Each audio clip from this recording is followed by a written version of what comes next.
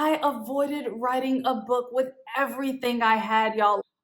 Yeah, getting flashbacks now. Hey y'all, Juanita Tolliver here. You may know me from seeing me on your TV screen with NBC or MSNBC, hearing me on podcasts, or you may have already read my brand new book, A More Perfect Party, the night Shirley, Chisholm, and Diahann Carroll reshaped politics. And I'm doing this series because of you. Because of the emails I've gotten, because of the amazing conversations I've had on my book tour, especially my conversations with the students at Morgan State University School of Journalism and Global Communications. The students were so interested in my process. They were interested in how I came to this idea, how I conceptualized it into this book, the research I did, the information I uncovered, how it applies today, right? Like, they really were pressing for insights behind the scenes, and that's what I want to give to y'all. I want to give you that perspective about what went into my thought process. I structured these chapters, but also a roadmap for you to write your own book or conduct your own research and dig deeper into culture, ideas, politics, celebrity, whatever your interest may be. And so this is a blueprint. Now, before we get too deep, I feel like we have to start with a bit of honesty. This is my confession. Oh my God, I sound like Usher. Okay. I avoided writing a book with everything I had, y'all. Like, oh my God, I absolutely didn't want to do it. I didn't want to do it. It felt massive. It felt scary. It felt overwhelming. Yeah, getting flashbacks now. I was like, yes, I want to honor Shirley Chisholm. Yes, I want to recognize her 100th birthday. Yes, I want to tell her story in a new way. But oh my God, this is a lot of work. Do I really want to take this on? Do I want to commit to it? And I started outlining in 2020. I started drafting in 2021. Then I put it down. I put it down until there was an interview that changed everything.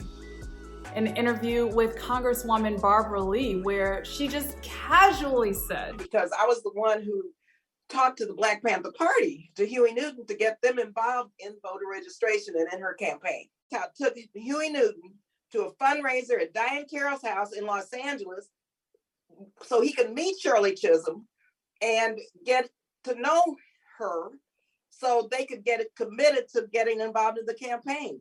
And that's where I met Maxine Waters, was at Diahann Carroll's house, because Maxine was at that event.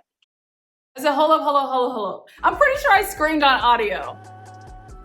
And she just laughed at me. She was like, I mean, that's just what it was like working for Shirley. That is what lit the fire. That is what I knew I couldn't ignore. That is what I knew I had to explore. And honestly, that interview is the only reason why A More Perfect Party exists. Because y'all, when I tell you I didn't want to write a book, I did not want to write a book. But I'm so glad I did. So let's start at the beginning. Chapter 1, the party. As Black women, we have a right and responsibility to define ourselves and seek our allies in common cause. That's a quote from Audre Lorde's Sister Outsider. And I was intentional about which quotes I wanted to use at the start of each chapter because I wanted to drop the reader into a tone to set their expectations about what they're gonna find in each chapter. And of course, this first chapter is about allyship. 2 of the 3 stars in this chapter are, of course, Shirley Chisholm and Diahann Carroll. And I wanted to present them in a way people may not know them already. For example, Diahann Carroll, she's known for her hit series, Julia. She's known for her starring role as Dominique Devereaux in Dynasty. But people may not have known what it took out of her at a human level to create those projects, or the way she had to step forward in the writer's room to make sure those roles were crafted with intentionality without any limitations based on her identity as a Black person or a woman. Similarly, I wanted to dig into the way Shirley Chisholm had confronted barriers on her pathway in politics and some of the challenges that she overcame, whether it was running as a woman for a brand new created seat in Brooklyn, or the challenges she was facing in April 1972 with her presidential campaign, which was being bashed by the press, by her colleagues on Capitol Hill. And so they were able to connect with each other in the most organic way, because there were two powerhouse women who were carving their own pathways in their careers through the steel of discrimination, sexism, racism, all of the things you can think of. And it made complete sense that Diahann Carroll would open her home to the first Black person and woman seeking the presidency of the United States. And so that leads me to the third star of this chapter, Diahann Carroll's house. Okay, when I found the archival images of Diahann Carroll's home, I fell over. I'm not even gonna lie, like, this woman was living well. It was a mansion in Benedict Canyon in the Hollywood Hills. And it was a home that Diahann Carroll felt safe in with her daughter, Susanna. It was a home that she was able to afford because of the success of her hit show, Julia. It represented her arrival as a superstar, but also her ability to provide for herself and her family. And so she took a lot of pride in this home. This is a home that had a floor-to-ceiling wine cellar. It had an elevator. It had a massive black tile pool and veranda with a waterfall, naturally, because it's Diahann Carroll. Of course it did. It had fireplaces in many of the rooms that mirrored the stone on the exterior of the home. It was a home that she spent a long time decorating with her decorator, picking out the finest plush sofas and chandeliers to hang over her dining room table. She took her time building this life, and I think that's reflected in all of the finery she put into her home, which allowed guests to feel extremely comfortable, but they knew to be extremely careful in her home. I think the other special Easter egg about this home was that it was originally built by Barbara Hutton. Barbara Hutton was the heiress of the Woolworth family. You might remember that name from the Woolworth stores. These were stores that throughout the South were fully committed to segregation policies, wouldn't allow Black people to access their lunch counters and be served food. This is also the store where 4 students from North Carolina A&T started some of the first sit-ins at their lunch counter to challenge segregation policies, to challenge the treatment and discrimination that Black people were experiencing at their stores. This is where the entire Student Nonviolent Coordinating Committee was born, from their nonviolent protests.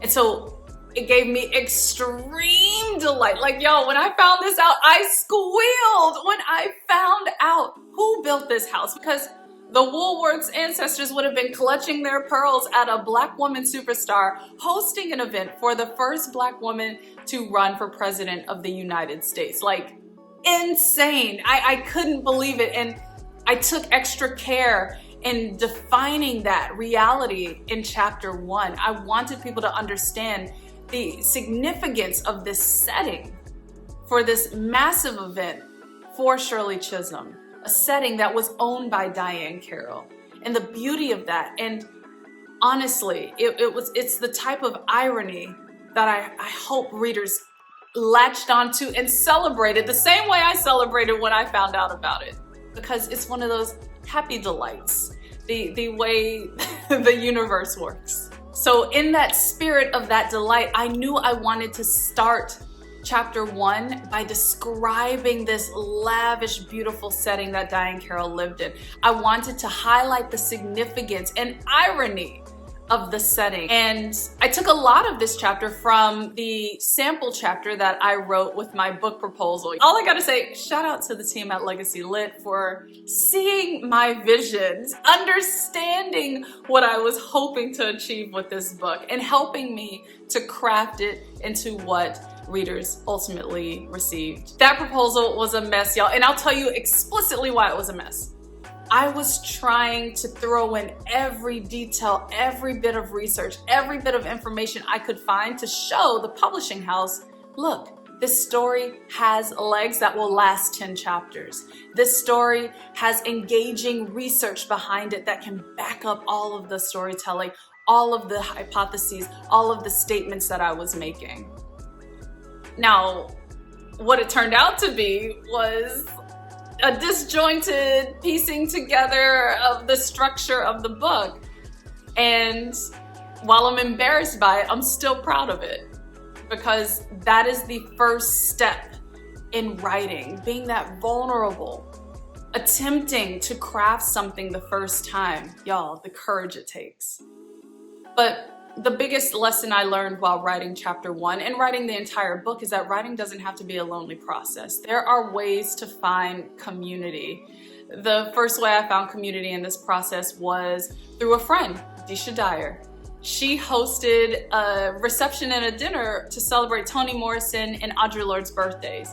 She brought together Black women who were already authors, Black women who were researching and developing stories, as well as aspiring authors, to have community.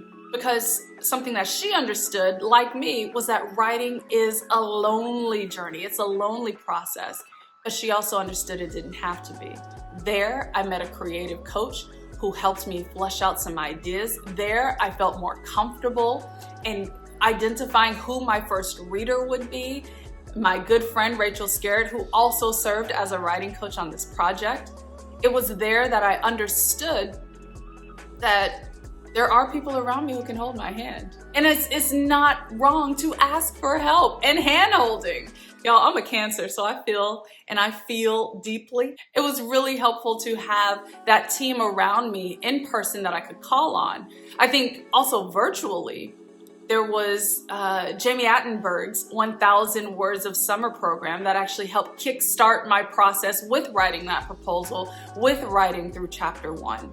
Where every day you commit to writing 1,000 words. You start the day with a nice note from Jamie that motivates you, that gives you a prompt that helps you stay engaged every single day throughout the summer. And she does many writing workshops in the winter and the fall as well. But it was another form of community where online, whether it's through social media or Slack, you can engage with other writers who are working on projects, starting projects, exploring projects.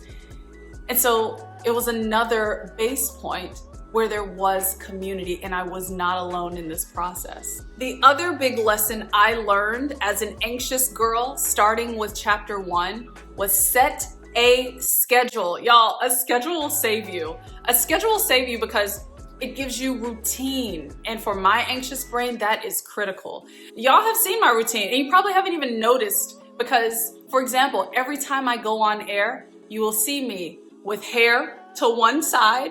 You'll see me usually with a red lip. Shout out to Pat McGrath. And you'll see me usually in all black. That is my uniform.